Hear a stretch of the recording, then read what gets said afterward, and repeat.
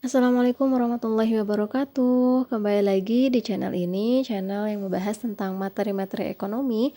Dan kali ini kita akan membahas tentang materi keseimbangan pasar dan struktur pasar. Ada apa sajakah dalam materi ini, dalam bab ini? Ya, kita akan membahas tentang yang pertama permintaan, penawaran, lalu keseimbangan pasar dan juga struktur pasar. Nah, untuk di video kali ini, yang pertama ini, kita akan lebih fokus membahas tentang permintaan dan juga penawaran. Apakah itu? Kita mulai ya. Ya, yang pertama yaitu tentang permintaan. Apa itu permintaan? Oke. Oke, di sini ada beberapa definisi dari permintaan. Menurut Otoritas Jasa Keuangan, permintaan itu adalah jumlah barang ekonomi yang pembelinya bersedia membeli pada tingkat harga, waktu, dan pasar tertentu. Itu menurut Otoritas Jasa Keuangan. Lalu yang kedua, sedangkan dalam Wikipedia disebutkan bahwa permintaan adalah suatu proses dalam meminta sesuatu atau sejumlah barang yang dibeli atau diminta pada suatu harga dan waktu tertentu. Ya, di sini kita bisa melihat intinya ada barang yang dibeli atau diminta. Ya, permintaan itu barang yang dibeli atau diminta. Nah, jadi sebenarnya apa itu permintaan? Kita simpulkan bahwa permintaan adalah sejumlah barang dan jasa. Jadi tidak hanya barang saja ya, karena dalam ekonomi ada pula jasa, tidak hanya barang. Jadi permintaan adalah sejumlah barang dan jasa yang diinginkan dan mampu dibeli oleh konsumen untuk memenuhi kebutuhan pada berbagai tingkat harga dan waktu tertentu. Perlu digarisbawahi di sini yang diinginkan dan mampu dibeli. Jadi jika hanya sekedar keinginan saja sedangkan tidak ada kemampuan untuk membelinya, maka belum dikatakan sebuah permintaan. Dikatakan sebagai sebuah permintaan ketika diinginkan dan juga mampu dibeli oleh konsumen. Begitu. Itu adalah permintaan. Oke, selanjutnya yaitu tentang hukum permintaan. Jadi jika kita berbicara tentang permintaan, maka kita akan mengetahui tentang hukum permintaan. Apa itu hukum permintaan? Hukum permintaan adalah hukum yang menjelaskan tentang adanya hubungan yang bersifat negatif antara tingkat harga dengan jumlah barang yang diminta. Ya, ini ada bunyi hukum permintaan yang sangat populer sekali, yaitu bunyinya jika harga naik, maka jumlah barang yang diminta akan turun. Dan jika harga turun, maka jumlah barang yang diminta akan meningkat. Contoh, misalnya ketika harga sembako naik, maka biasanya jumlah permintaan terhadap sembako akan menurun. Dengan catatan, ceteris paribus atau faktor-faktor lain yang mempengaruhi permintaan tidak ada perubahan. Ya, dianggap tidak ada perubahan apapun. Lalu kemudian, jika harga sembako turun, maka dapat dipastikan permintaan terhadap sembako akan meningkat. Nah, inilah hukum permintaan. Kita bisa melihat bunyi hukum permintaan ini bisa digambarkan dalam kurva ya. Dalam kurva permintaan. Ya, kita bisa lihat ini contohnya adalah harga bakso dengan barang yang diminta dengan bakso yang diminta ya, jumlahnya yang diminta. Kita lihat di sini, ketika harga satu mangkok bakso itu 20.000, maka permintaannya 120. Ya, jumlah permintaannya 120. Kemudian ketika harganya 18.000, bertambah permintaannya menjadi 140. Lalu ketika harganya 16.000 seperti ini, maka bertambah lagi 160 mangkok dan seterusnya. Sehingga ketika harganya 12.000, maka permintaannya menjadi 200 mangkok. Oke, dan kita bisa lihat dalam kurva. Dalam kurva begini kita lihat ya. Ini adalah ya kurva permintaan tentang permintaan bakso ya, permintaan bakso ketika harganya naik seperti apa, ketika harganya turun seperti apa, dan kita bisa lihat ya sesuai dengan bunyi hukum permintaan tadi bahwa jika harga naik ketika harga baksonya 20.000 maka permintaannya hanya 120. Sebaliknya ketika harga baksonya 12.000 maka permintaannya bertambah ya menjadi 200 mangkok. Begitu. Ya, ini adalah hukum permintaan, bunyi hukum permintaan. Nah, ini adalah pergerakan kurva permintaan dan pergeseran kurva permintaan. Jadi, kurva permintaan akan mengalami pergerakan dan pergeseran. Apa penyebabnya? Yang pertama, kurva permintaan mengalami pergerakan yang disebabkan oleh harga barang itu sendiri. Kita bisa lihat di sini ya. Untuk kurva permintaan, pergerakan terjadi dari kanan atas ke kiri bawah. Jadi di sini dari A ke B, dari B ke C, dan seterusnya. Ini namanya pergerakan. Lalu kemudian pergeseran. Pergeseran kurva permintaan disebabkan oleh selain harga barang. Contoh misalnya ini disebabkan oleh pendapatan. Nah, jika pendapatannya meningkat, maka permintaannya akan meningkat pula biasanya. Nah, ini menyebabkan kurva bergeser ke kanan. Sebaliknya, jika pendapatannya menurun, kemudian permintaannya pun menurun, maka kurva akan bergeser ke kiri. Ini adalah contoh pergeseran kurva permintaan. Nah, ini adalah tabel hubungan antara faktor yang mempengaruhi permintaan dengan perubahan pada kurva permintaan. Ya, kita bisa lihat di sini perubahan yang terjadi karena faktor-faktor permintaan, baik itu barang, lalu barang substitusi, barang komplementer, pendapatan, selera konsumen, jumlah penduduk, maupun ekspektasi atau prediksi konsumen atas harga barangnya. Selanjutnya, tentang faktor-faktor yang mempengaruhi permintaan. Ya, jadi ternyata permintaan itu dipengaruhi oleh banyak faktor ya. Di antaranya yang pertama, jumlah pendapatan. Ya, ini sudah jelas sekali. Jika jumlah pendapatan naik, maka biasanya permintaan terhadap suatu barang akan naik. Sebaliknya, jika pendapatannya turun, maka permintaan terhadap barang pun akan turun. Mungkin ini kita juga merasakan sendiri ya sehari-hari di rumah. Ya, jika pendapatan kita punya uang yang lebih banyak dari biasanya, maka biasa permintaan terhadap suatu barang apapun itu akan bertambah. Sebaliknya, jika uang kita lebih sedikit, berkurang, ada penurunan pendapatannya, maka permintaan terhadap barang itu akan berkurang, akan menurun. Ini jumlah pendapatan. Selanjutnya yaitu harga barang substitusi atau harga barang pengganti ya. Jadi substitusi itu barang pengganti. Oke, harga barang pengganti. Ini pun mempengaruhi permintaan. Harga barang pengganti contoh misalnya kita sehari-hari mengkonsumsi makanan pokok berupa beras. Lalu kemudian beras sedang melonjak naik harganya. Nah, kita lihat nih harga barang substitusi seperti jagung, singkong. Lalu kemudian harganya lebih murah.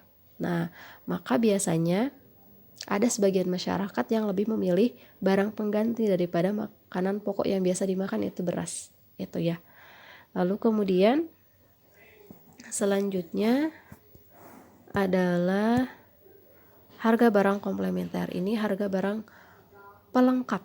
Ya, kalau substitusi itu pengganti, kalau komplementer pelengkap.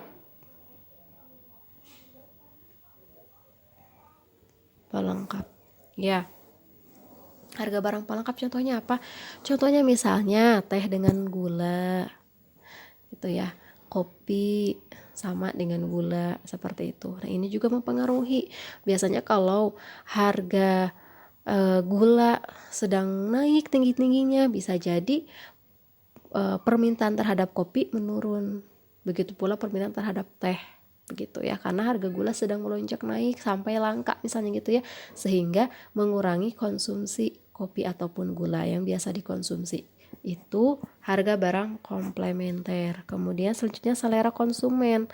Nah, selera konsumen ini juga mempengaruhi karena kok selera setiap orang itu pasti berbeda-beda. Begitu ya, tidak mungkin sama. Maka ini akan sangat mempengaruhi permintaan terhadap suatu barang. Kemudian jumlah penduduk, ini pun mempengaruhi permintaan. Jika jumlah penduduknya banyak, maka bisa jadi permintaan juga semakin banyak karena penduduknya pun bertambah. Sebaliknya, jika jumlah penduduknya berkurang, maka permintaan terhadap suatu barang pun akan berkurang pula. Itu. Kemudian terakhir adalah perkiraan harga pada masa depan. Ya, ini pun jadi faktor yang mempengaruhi permintaan ya. Biasanya kita akan pengaruhi ini akan memperkirakan harga pada masa depan, harga barang pada masa depan. Begitu, kalau misalnya sekiranya naik gitu kan ya, maka kita akan mengambil keputusan apakah kita akan menambah permintaan terhadap barang itu atau justru mengurangi permintaan terhadap barang yang kita konsumsi. Begitu. Itu terkait dengan faktor-faktor yang mempengaruhi permintaan. Begitu.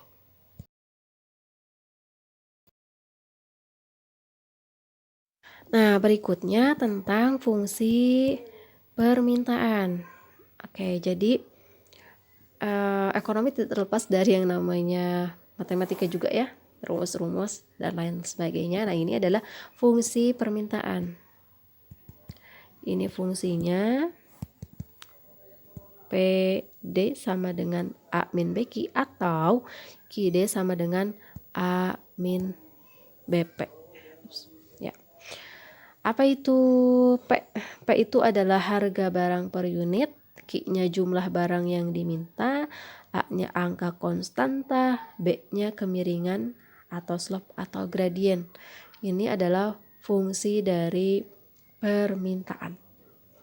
Mungkin kita akan mengetahui lebih jelasnya, lebih detailnya ini ketika sudah masuk ke latihan soal nanti ya, gitu.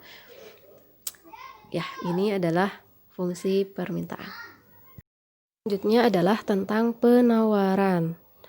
Ya, kita tadi sudah membahas tentang permintaan mulai dari pengertian, kemudian bunyi hukum permintaan, lalu fungsi permintaan dan juga faktor-faktor yang mempengaruhi permintaan ya, termasuk kurva permintaan. Nah, kali ini kita akan masuk ke dalam bahasan penawaran. Apa itu penawaran? Oke, penawaran adalah ilmu ekonomi. Dalam ilmu ekonomi adalah banyaknya barang atau jasa yang tersedia dan dapat ditawarkan oleh produsen kepada konsumen pada setiap tingkat harga selama periode waktu tertentu. Itu menurut Wikipedia.